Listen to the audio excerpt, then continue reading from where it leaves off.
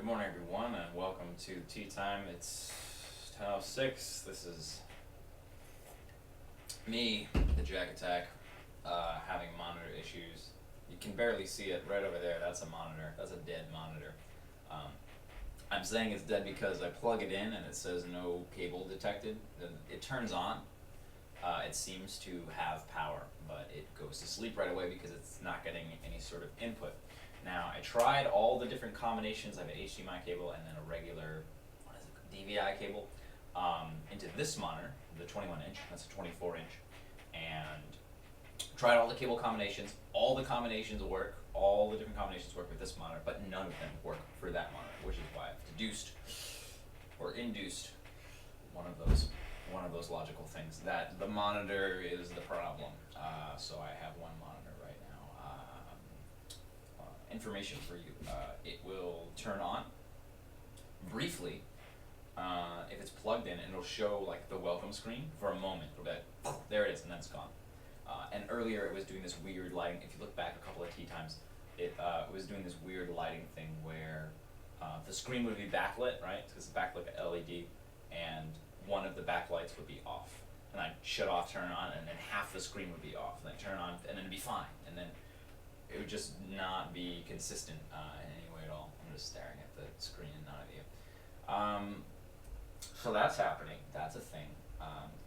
Contacting people trying to figure out how to get it fixed immediately.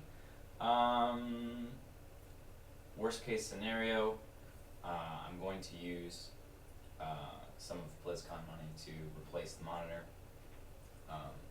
It's not going to take me $1,115, which is what has been raised so far, to get to BlizzCon and do everything I need to do over there. And I did say I would use the rest on production upgrades, and it's not really an upgrade because I'm just kind of trying to maintain the level of production that I had before, but not losing production is also good, right? You know, it's going to takes me a significantly amount a longer time to get things done on one small monitor than it does on multiple. It's for any of you who have had two monitors and had to go back to one, you know what I'm talking about. It's just really hard to get things done as quickly and efficiently. If I can't go back and forth and look at two different things, I have to like use half the screen and then it doesn't fit. And it's a mess. It's quite difficult to deal with. So,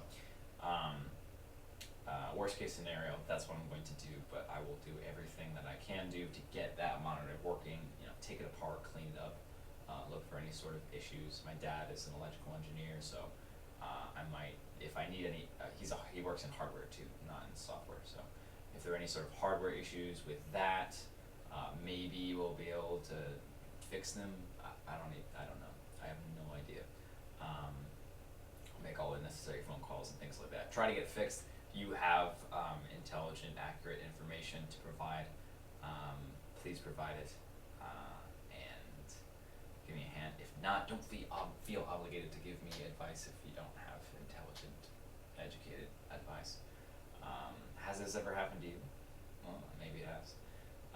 But yeah, so that's what I'm going to be doing today. I really wanted to get a video done today, but I think it's more important to tackle this tech problem immediately, get it resolved, because I'm not going to, it's Friday, perfect timing for stuff to break on a Friday, so I won't have a second monitor until Tuesday, and production will be slowed down slightly until then. The other thing is, my computer is booting up and it's scanning the E drive. And that's not my solid state drive, that's my regular hard drive. And like my big, regular HDD hard disk, I don't know, whatever it's called, the non-solid state drive. I have two, one for boot and one for data.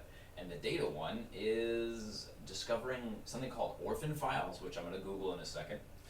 And it's when I boot up, not all the time, but sometimes when I boot up, it's scanning the files.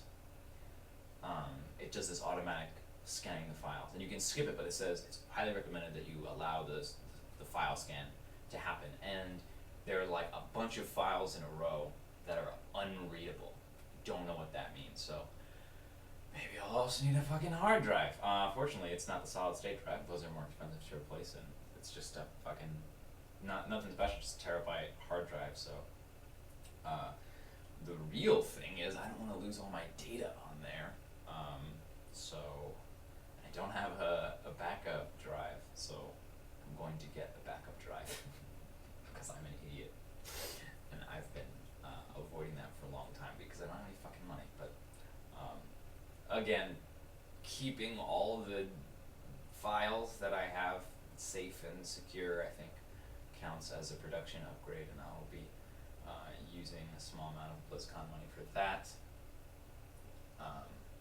It's gonna be around $400 for the ticket, and maybe $100 for food, maybe 200 at the absolute fucking most. I'm staying with SC Mothership, who's a cool dude. I'm staying with him. He lives in Anaheim. He's 20 minutes away from the venue, so we're gonna be BlizzCon buddies, hanging out, etc., etc. He's gonna be doing his thing. So it shouldn't cost me much more than that, which means I have a little bit of room to save this fucking computer so that I can keep working. That's it. That's my day. That's a wonderful way to wake up. I'll see you later, huh?